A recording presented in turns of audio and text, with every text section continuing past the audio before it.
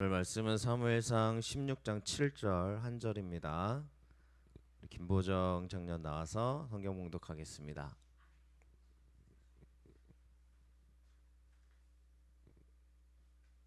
하나님께서 저희에게 주신 성경 말씀 봉독하도록 하겠습니다. 여호와께서 사무엘에게 이르시되 그의 용모와 키를 보지 말라. 내가 이미 그들 버렸노라. 내가 보는 것은 사람과 같지 아니하니 사람은 외모를 보거니와 나 여호와는 중심을 보느니라 하시더라. 아멘. 서로 인사하겠습니다. 잘 오셨습니다. 축복합니다. 잘 오셨습니다. 축복합니다. 잘 오셨습니다. 잘 오셨습니다. 축복합니다.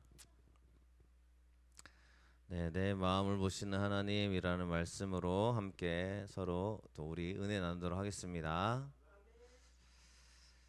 여러분들은 누구를 볼 때 가장 먼저 보는 게 무엇인가요?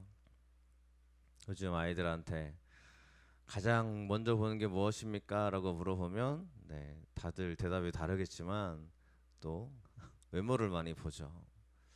그래서 외모 지상주의다 뭐 이런 이야기도 있는데 여러분들은 우리 교회 왔을 때 가장 먼저 뭘 보셨나요? 우리 교회가 참 이쁘다, 뭐 아름답다, 뭐 참 편안하다 이런 이야기를 많이 듣고 있는데요. 그런 걸 떠나서 우리가 누군가를 판단할 때 또 누군가를 바라볼 때 가장 먼저 보는 게 무엇입니까? 네. 우리가 그 마음으로 또 하나님이 나에게 가장 먼저 보시고 또 나를 어떻게 보시는지를 함께 이 시간 말씀으로 은혜 받으려고 합니다. 오늘 말씀에서는 하나님이 선택하는 사람을 말씀하고 있어요. 그러니까 누구를 보시느냐라고 하나님이 말씀해 주시고 있습니다. 지금 사무엘 선지자가 이제 사울 왕이 역할이 끝났어요. 하나님이 사울 왕 말고 다른 사람을 세워라 그래서 이새의 집으로 가서 이제 다윗을 세우는 이야기가 나옵니다. 다윗에게는 형들이 있었어요. 그 형들을 다 지금 보고 있는 중입니다. 다윗은 그 자리에 없었어요. 뭐 우리가 잘 아시겠지만 다윗은 처음부터 그 자리에 함께 하고 있지 않았고 중간에 데리고 오게 됩니다. 그런데 이 사무엘이 이새의 집에 가서 보니까 첫째인 엘리압을 딱 보는데 너무 멋있는 거예요. 자, 보자마자 키가 크고 그렇죠? 용모가 준수해서 엘리압을 딱 보자마자 이 사람이 하나님이 세우실 만한 사람이야 라고 생각했다는 거예요. 그때 하나님이 오늘 말씀을 이야기하는 겁니다. 사무엘에게 이르시되 너는 그의 용모와 키를 보지 말라. 내가 이미 그를 버렸노라 라고 말씀하고 있습니다. 자, 여러분들 우리 젊은이들 특별히 용모와 키를 보지 않으시기를 간절히 바랍니다. 아닌가요? 용모와 키도 중요하지만 그 사람의 마음이 더 중요한 거 맞죠? 네, 그래서 많은 사람들이 그래요. 나는 마음이 중요해요. 그런데 나중에 결혼하는 거 보면은 잘생긴 사람 이렇게 찾고 그죠? 네, 우리 인간이라 어쩔 수 없는 것 같아요. 하나님이 그랬습니다. 그를 버렸노라라고 말씀하고 있어요. 자, 버리다 하나님이 버렸다라는 이 개념을 보면 거절하셨다, 흘러나오다라는 뜻입니다. 하나님으로부터 흘러나왔다는 거예요. 하나님께로 있던 사람이었는데 하나님이 이렇게 딱 아니야 너는 아니야 라고 하나님이 그렇게 그를 평가하고 계시더라는 거예요. 그래서 왜 하나님이 그를 그렇게 평가하시냐면 하나님 말씀하는 거예요. 그의 용모와 키를 보지 말아라 라고 얘기를 합니다. 아까도 말씀드렸지만 이 사람 엘리압은 너무 준수한 사람이었고 사무엘이 엘리압을 보자마자 여호와의 기름 부음 받은 자가 여기 있다라고 말하면서 엘리압을 굉장히 좋게 봅니다. 그러니까 누가 보더라도 겉모습이 완벽했어요. 그런데 하나님 말씀하는 거예요. 그는 아니다라고 하나님이 말씀하고 있는 겁니다.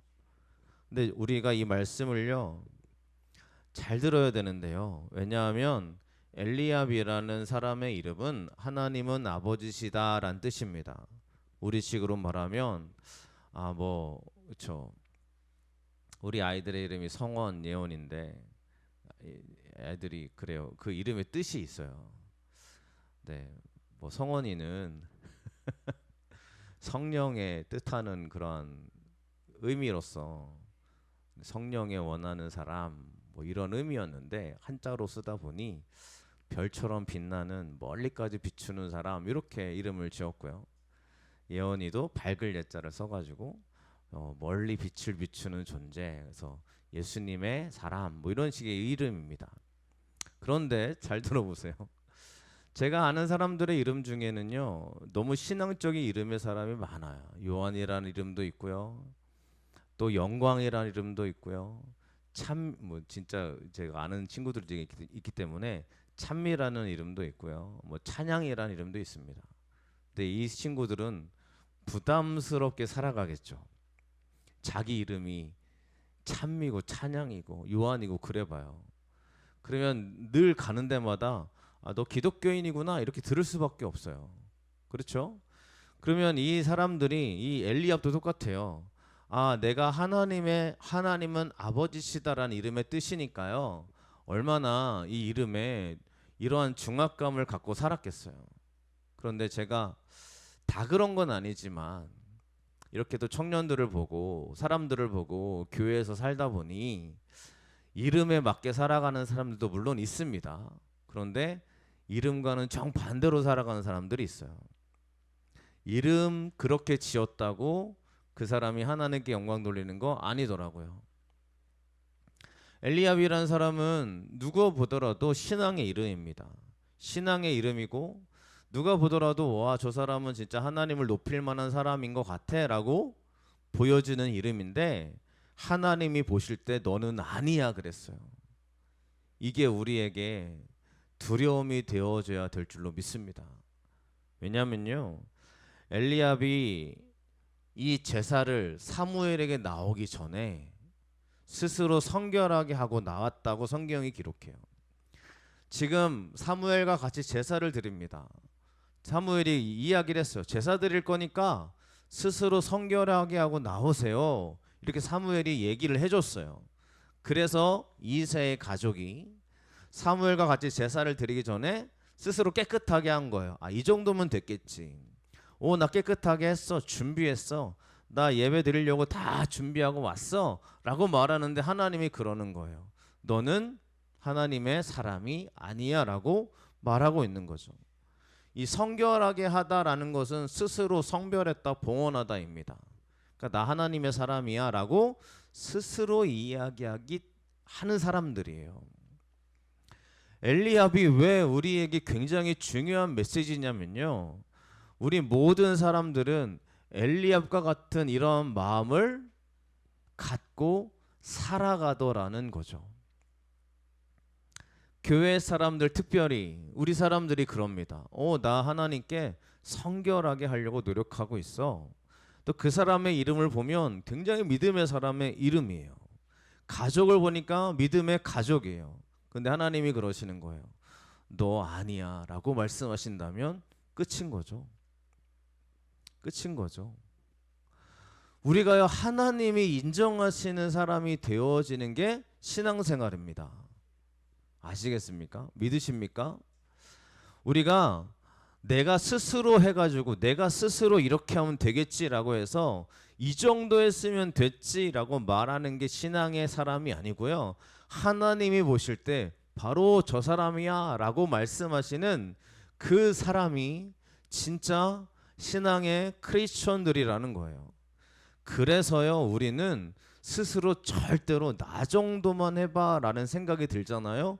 그러면 교만하다 여기셔야 돼요. 내가 그렇게 여기셔야 돼요. 왜냐하면 엘리압이 그랬으니까요. 얼마나 스스로 겉모습은 얼마나 완벽했어요. 우리는요 모든 사람을 다 겉모습만 보고 판단해요. 맞죠? 옆에 있는 사람이 내 고민을 털어놓기 전까지는 이 사람이 너무 잘 사는 사람처럼 보입니다. 너무 즐거워 보여요. 그렇죠? 뭐 연예인들이나 코미디언들이나 가수들을 보면 다 행복하게 보입니다. 늘 앞에서는 웃고 있거든요. 근데 뒤에서는 그렇게 눈물 흘리잖아요. 마음고생 많이 하잖아요.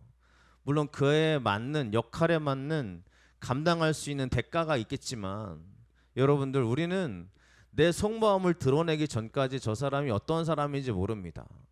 근데 하나님은 우리의 마음을 다 알고 계시는 거예요. 그래서 겉모습으로 신앙생활하지 마시고 진짜 하나님 믿는 사람이 되시기를 축원합니다. 내가 스스로 봉헌하다 성별하다 이게 뭐예요? 봉헌 드리는 거죠. 나 하나님께 내 인생을 드렸어. 하나님이 내 인생의 모든 걸 다 인도하셔라고 말하는데 실제로는 그런 고백이 하나도 없는 엘리야. 그랬잖아요. 전쟁 나갔더니 하나님을 의지하는 엘리야이 아니라 사울왕에게 잘 보이려고 사울왕에 인정받으려고 막 그렇게 노력하는 엘리야의 모습을 우리는 확인해 볼 수 있습니다. 그리고 오늘 말씀에서도요. 하나님이 엘리야 너는 아니야 그랬잖아요. 그러면 우리의 입장에서는 얼마나 그죠? 가슴 쿵하는 사건이에요. 하나님이 더 이상 너는 내 사람이 아니야라고 말한다면 우리가 얼마나 두려워요. 그러면 엘리압이 하나님 앞에 주여 제가 겉모습으로만 신앙생활했군요. 이런 고백이 따라왔어야 되는 거잖아요. 오늘 여러분들에게 여러분들 마음속에 질문을 던집니다. 하나님이 보실 때 우리는 어떤가요? 우리가요 만약에 진짜 천국과 지옥을 보고 온 사람들이라면 이렇게 신앙생활 안 할걸요? 그죠? 저를 포함해서 진짜 지옥에 있는 걸 내가 직접 눈으로 보고 왔어요. 천국에 있는 걸 진짜 눈으로 직접 보고 왔어요. 그러면 우리 정말 하나님 앞에 막 그죠? 그 두려움의 현장을 봤으니 여러분들 꼭 정말 질문을 던집니다. 우리가 하나님의 나라에 갈 것을 믿고 계십니까? 지옥이 존재한다는 걸 알아요? 우리는 그냥 이 땅에서 잘 사는 걸로 끝나는 존재가 절대 아니에요. 그러면 진짜 하나님을 내가 믿는 사람으로 살아가려면 우리는 내가 스스로 나 이 정도면 됐지라고 말하는 사람들이 아니라 하나님이 인정하시는 사람이 되시기를 축원합니다. 다윗은 이 자리에 없었다고 말씀을 드렸어요. 한 사람 남았는데 다 다윗의 형제들이 하나님 마음에 아파하지 않았죠. 그랬더니 사무엘이 물어봅니다. 끝났냐? 네 아들들 다 없냐? 이제 끝이냐? 라고 말했을 때 이새가 아직 막내가 남았는데 그는 양을 지킵니다 라고 얘기해요. 양을 지키는 얘기를 왜 해야 될까요, 여러분들? 지금 막내가 남았으니까 빨리 데리고 올게요 라고 말하면 되잖아요. 근데 그는 양을 지키는 자입니다 라고 말하는 이유가 있을 거잖아요. 자, 그러면 우리는 이 말씀을 통해서 알 수 있는 것은 다윗의 형들은 양을 지키는 자리에 없다는 거예요. 왜 다윗만 거기가 있어요? 왜 다윗은 가장 어린 아이인데 막내인데 막내면 가장 10대잖아요. 어린 아이가 양을 치러 혼자 가 있어요.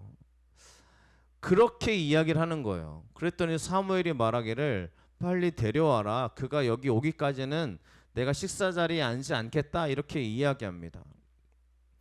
다윗이 양을 치러 나갔다는 이야기는 다윗은 이 가족에게 제외되어져 있는 아들입니다.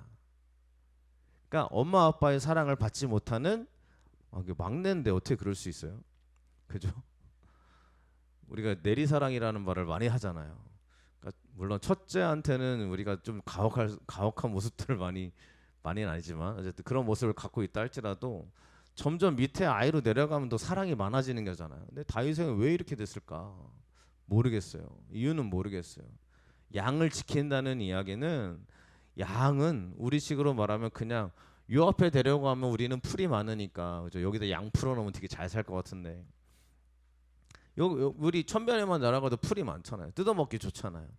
근데 이 팔레스타인 이 다윗이 사는 이곳에는 양이 풀을 먹이려면 멀리 가야 됩니다. 제가 예전에 말씀드렸죠.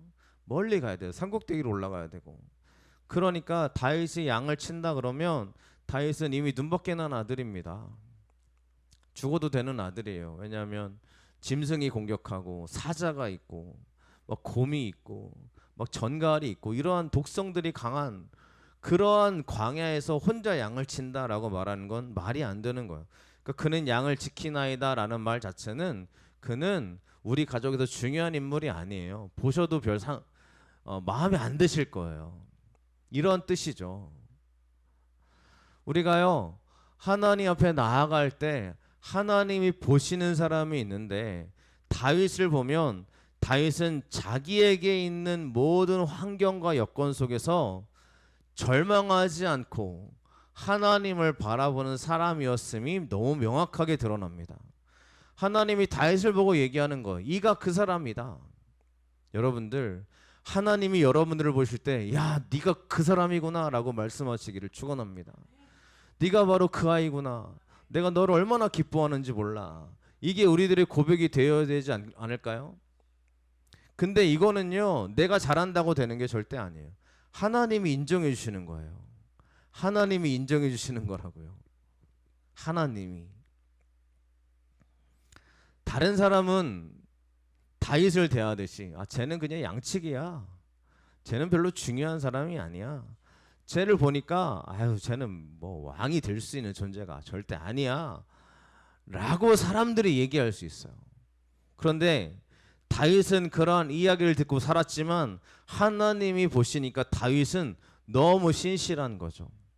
너무 하나님의 사람인 거죠. 그러니까 하나님 말씀하신 거 이가 그 사람이다.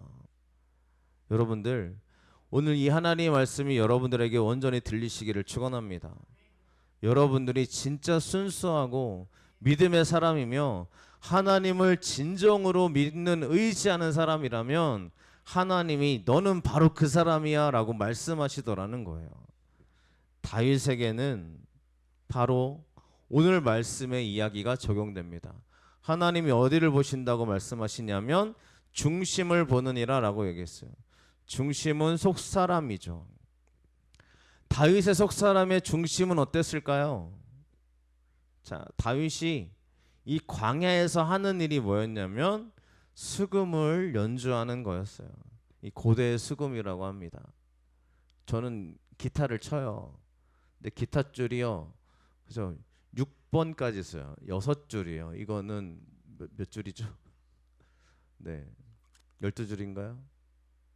10줄인가요? 10줄이네요.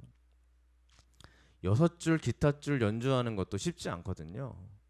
기타는 코드가 다 있어가지고 코드를 다 외워야 되는데 기타 치는 사람 여기 있을까요? 자, 기타를 잘 치려면 정말 기타만 붙잡고 살아야 됩니다. 근데 지금 다윗이 수금을 들고 양을 치러 나갔다는 거죠. 거기에는 광야입니다. 근데 광야에서 뭐 했다는 거예요? 하나님을 찬양했다는 거예요. 그 기분 아세요, 여러분들? 아무도 없는 곳에서 진짜 하나님을 찬양하는 그 기분 아세요? 이 다윗은 부모도 자기를 좋아하지 않아요. 내가 해야 되는 양치기예요. 양을 친다 그러면 사람들이 다 우습게 여겨요. 야, 겨우 너 양치기냐? 너 겨우 이거 하려고 그렇게 그동안 열심히 노력했어? 뭐 이런 말을 들어야 되는 거죠.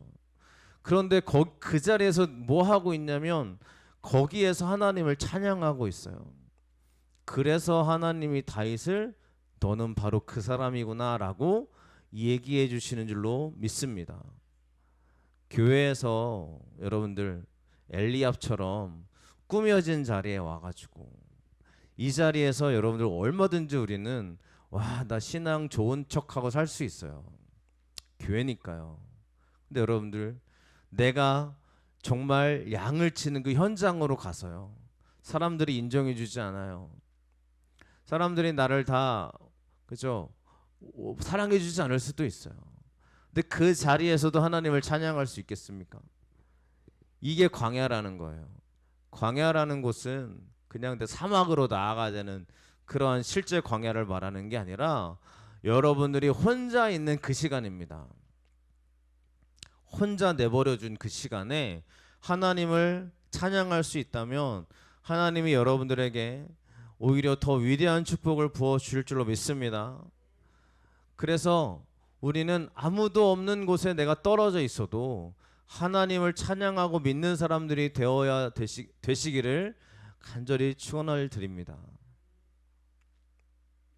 우리는 하나님 없는 시대를 살아가고 있어요. 학교만 가도 그래요. 직장에만 가도 그래요. 교회만 떠나면 우리는 하나님과 상관없는 사람들과 같이 모여 삽니다. 그 자리에서 내가 하나님을 진정으로 고백할 수 있는 저와 여러분들이라면 하나님 우리 중심을 보시지 않겠느냐라는 겁니다. 우리의 속사람이요, 겉사람이 아니라 속사람이요. 여러분들의 속사람이 진짜 하나님의 사람들이 되시기를 축원합니다. 사람을 외모를 본다 그랬어요. 외모는 눈을 의미합니다. 사람들이 가장 먼저 보는 것이 어딘 줄 아십니까? 눈을 봐요. 눈을 봐요. 근데 눈 보면 그 사람을 파악할 수 있다고 생각합니다. 그래서 우리는 이 사람의 눈이 참 좋다, 맑다, 괜찮다 그러면 좋은 사람으로 인식을 합니다. 근데 그 사람의 눈을 봐도 그 사람이 어떤 사람인지 우리는 알 수 있는 사람들이 아니죠. 그렇죠? 그러니까 우리가 쉽게 판단하지 말고요, 하나님 앞에 우리의 마음을 올려드리시기를 축원합니다. 우리의 눈은 흐릴 수 있어요. 그래서 누군가 그러더라고요. 노안이 왜 오냐라고. 그쵸, 이게 좀 감성적인 이야기인데 우리가 그동안 늘 눈으로 봤던 거를 이제 흐려지니까 이제 눈으로만 보지 말고 마음의 눈으로 봐라. 그래서 노안이 오는 거다라고 얘기를 하더라고요. 근데 여러분들 생각해 보세요. 우리가 진짜 노안이 와서 잘 안 보이면 마음의 눈으로 듣습니까? 이게 돼요? 아마 그쵸. 이제 노안이 오면 갱년기가 오잖아요. 그죠? 갱년기가 오면 더 화가 나죠. 사춘기보다 갱년기가 더 위험하다고 그러는데, 네, 더 그죠. 이 분노를 주체할 수 없는. 그러니까 이 막 노안이 와가지고 내가 마음의 눈을 열어서 막 볼 수 있다 그러면 얼마나 좋겠어요. 근데 안 돼요. 그래서 어른 뭐 할아버지면 다 이해심이 많은가요, 여러분들? 할아버지 와서 그 연세가 이제 지긋하셔가지고 그 사람이 어떤 말을 해도 다 받아줄 것 같은 분이 됩니까? 아니잖아요. 할아버지도 막 불같이 화를 내고, 요즘 사건 사고들을 보면 어르신이라고 막 그렇게 막 얌전하신 것들도 아닌 것 같고, 우리는 눈이 선하다고 해서 그 사람이 선한 것이 아니라 우리의 마음이 하나님 앞에 선한 사람이 되어야 될 줄로 믿습니다. 바로 하나님이 이렇게 중심을 보신다는 거예요. 저 여러분들을 하나님이 중심을 보시고 세워주실 줄로 믿습니다. 지금 우리가 광야에서 다윗처럼 양치기는 하고 있고 누가 보더라도 좀 부족한 모습을 갖고 있다 하여도 내 마음이 하나님 앞에 순수하고 순결하고 하나님을 바라보는 믿음에 서 있는 저와 여러분들이라면 하나님이 저와 여러분들을 축복으로 이끌어 주실 줄로 믿습니다. 이렇게 마음을 하나님께 올려드린 사람들에게 주의 역사가 어떻게 임하게 됐냐라는 거예요. 하나님이 선택을 하는 건 알겠는데, 그럼 선택한 사람들에게 하나님이 어떤 은혜를 주실까요? 자, 여호와의 영이 사울에게서 떠났다라고 말하고 있습니다. 사울 왕이에요. 하나님이 사울을 버렸다 그랬죠. 그때 사울이 악령이 그를 다스리는데 그를 번뇌하게 한지라라고 이야기합니다. 자, 번뇌가 뭐냐면 두려운 마음입니다. 두려운 마음. 하나님이 떠나니까 그 사람의 마음에 두려움이 찾아왔어요. 여러분들, 두려운 마음은 하나님이 주시는 마음이 아닙니다. 디모데후서 1장 7절의 말씀 다 같이 함께 읽어보겠습니다. 하나님이 우리에게 주신 것은 두려워하는 마음이 아니요 오직 능력과 사랑과 절제하는 마음이니 아멘. 두려워하는 마음이 나에게 들어오잖아요. 그러면 하나님을 의지하세요. 이게 쉬운 거 아니라는 걸 스스로 아실 겁니다. 두려움과 근심과 걱정이 나를 다스리기 시작을 하면 하나님이 나에게 주신 마음이 아니라는 걸 아시기를 축원합니다. 악한 것이 나를 무너뜨리려 하고 있는 거예요. 두려운 마음이 나를 찾아올 때 특별히 무너지지 않으시기를 축원합니다. 하나님이 주시는 마음은 뭐라는 거예요? 능력과 사랑과 절제하는 마음을 주신다라고 이야기합니다. 그러면 능력이 뭘까요, 여러분들? 능력은 힘, 할 수 있다, 이러한 것입니다. 가능성. 하나님이 우리 가운데 두려운 마음을 주시는 게 아니에요. 어떡하지? 실패하면 끝인데 나는 아무것도 할 수 없어. 이런 마음을 주시는 게 아니라 하나님이 우리에게 주시는 마음은 그래, 내가 할 수 있어. 하나님이 나를 가능하게 하셔. 하나님이 힘을 주셔. 이러한 능력을 주신다는 거예요. 우리가 기도할 때 하나님이 우리에게 이런 힘과 능력을 주실 줄로 믿습니다. 그 옆 사람에게 넌 할 수 있어라고 말해주는 게 굉장히 기독교적인 거예요. 하나님의 마음인 거죠. 하나님은 꼭 이렇게 이야기합니다. 너 거기서 끝났어. 더 이상 할 일이 없어라고 말씀하시는 게 아니라 앞으로 가라. 한 걸음 더 나아가라. 여리고성 무너질 때도 똑같잖아요. 네가 앞으로 걸어가라. 하나님이 무너뜨려 주신다라고 말씀하잖아요. 저 여러분들이 가능성이 있는 사람들임을 믿으시고 나아가시길 축원합니다. 할 수 있습니다. 하나님이 멈추시는 사람이 아니에요. 다윗에게 주시는 은혜입니다. 실제로 다윗은 양치기에 불과했지만 이스라엘의 가장 뛰어난 왕이 되잖아요. 두 번째 하나님이 주시는 마음은 사랑이라고 이야기하고 있습니다. 사랑. 이 말은 아가페라는 단어인데 예수 그리스도의 사랑을 뜻합니다. 하나님이 우리 가운데 가능성을 주시고 사랑을 주시는데 이 사랑이 뭐냐면요, 조건을 두지 않는 사랑이에요. 내 마음에 사랑의 마음이 풍성히 흘러넘치게 되더라는 거예요. 여러분들, 하나님은 우리 가운데 너 어떡하려고 그래? 이런 마음을 주시는 게 아니라 너에게 하나님이 위대한 일을 하실 거야. 이러한 사랑의 마음이요. 그러한 사랑이 넘치시기를 축원합니다. 그 사랑의 마음. 하나님은 조건을 두지 않는 사랑으로 우리에게 말씀하시는 줄로 믿습니다. 너 이만큼 했으면 나한테 이렇게 해줘야지. 이게 아닌 거예요.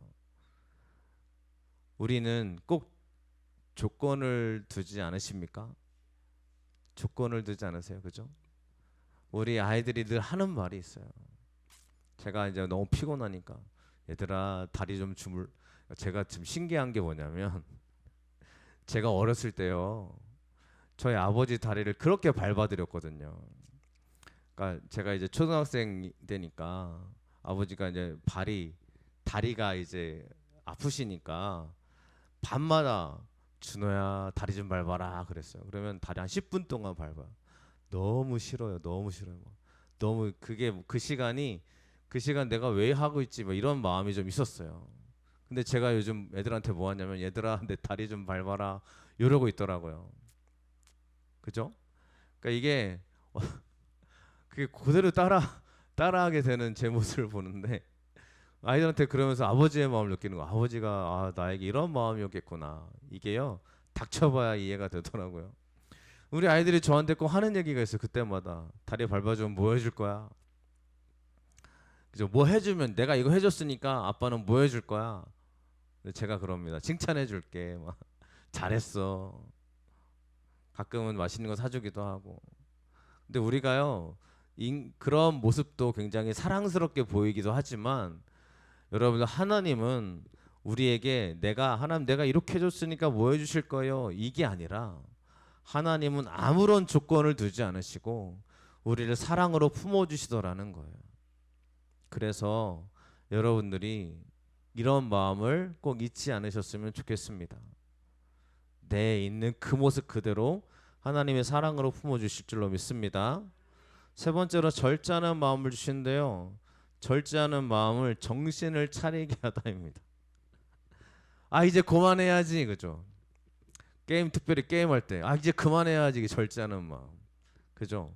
아 이제 내가 이런 마음을 그만 가져야지 이런 절제하는 마음 이게 하나님이 주시는 마음이라는 거예요. 여러분들 특별히 절망스러운 마음으로 어떡하지 안 될 것 같은데 아 이제 큰일 났어 희망이 없어 이런 마음을 버리시고 하나님의 은혜로 정신을 차리며 아니야 하나님은 나에게 힘과 능력을 주셔 이 절제하는 마음으로 나아가시길 축원합니다. 두려움이 나에게 임하면 세 가지를 꼭 잊지 마시기를 바랍니다. 할 수 있어. 하나님은 나를 사랑하셔. 이 두려움으로부터 정신을 차려야지. 이게 하나님이 나에게 주시는 마음이라는 거예요. 은혜라는 거예요. 하나님을 찬양할 때 이런 축복이 일어나게 될 줄로 믿습니다. 따라서 우리 이런 마음을 잊지 않으시기를 축원합니다. 두려움은 하나님이 주시는 마음이 아닙니다. 두려움은 악한 것이 나를 무너뜨리려 하고 있는 거예요. 이 두려운 마음이 언제 사라졌냐면 다윗이 수금을 연주할 때 두려운 마음이 사라지고 상쾌하여졌다라고 이야기해요. 상쾌하다는 이야기는 안심하다라는 겁니다. 찬양은 우리를 안심케 하는 줄로 믿습니다. 특별히 여러분들 찬양할 수 없는 그 시간에도 늘 흥얼거리시며 하나님을 찬양하시기를 축원합니다. 다윗은 이렇게 가장 외롭고 힘든 시간에 찬양을 연주함으로 하나님이 그와 함께하고 계셨음을 느끼며 살아왔던 사람이었습니다. 그래서 지금 여러분들이 경험하는 하나님은 반드시 그 경험을 하나님이 사용하실 줄로 믿습니다. 우리에게 일어나는 일들을 결코 가볍게 여기지 않으시기를 축복합니다. 왜냐하면 그 시간은 여러분에게 피와 살이 되는 시간이기 때문입니다. 하나님은 우리 하나님이 정말 얼마나 우리 가운데 나를 어떻게 인도하시고 사용하실지 여러분 기대하고 기도하시고 하나님께 선포하시기를 축원합니다. 특별히 청년들이 힘들게 일주일을 살고 여기 오잖아요. 어른들도 마찬가지지만 여러분들 청년들의 마음속에 꼭 잊지 말아야 될 한 가지의 사실은 반드시 하나님이 나를 붙잡아 주신다라는 겁니다. 여러분들 오늘 엘리야가 같은 존재가 되지 않으시기를 축원합니다. 다윗과 같은 사람이 되시기를 축복합니다. 네, 꾸미지 마세요. 그러니까 무슨 얘기냐면 뭐 화장하지 마라, 뭐 세수하지 마라 이런 얘기가 아니라 내가 내 자신을 그 억지로 꾸며서 내가 잘 믿는 사람인 척 하고 살지 마시고 내 있는 그 모습 그대로 가지고 나와서 주님 저를 붙잡아 주세요. 그렇게 이야기할 수 있고 기도할 수 있는 우리가 되어야 될 줄로 믿습니다. 이 자리에 서 있는 저도 하나님 앞에 순수한 마음을 늘 잊지 않고 고백하려고 노력합니다. 여러분들에게도 하나님의 순수한 축복의 역사가 일어나시기를 축복합니다. 우리 다윗의 이야기를 간단하게 오늘 설명을 드렸습니다. 하나님은 외모를 보시는 게 아니라 마음을 보신다고 했습니다. 여러분들의 마음에 주님의 기쁨이 가득하시기를 축원합니다. 이 은혜로 우리 6월달을 잘 마무리하시기를 축복합니다. 기도하겠습니다.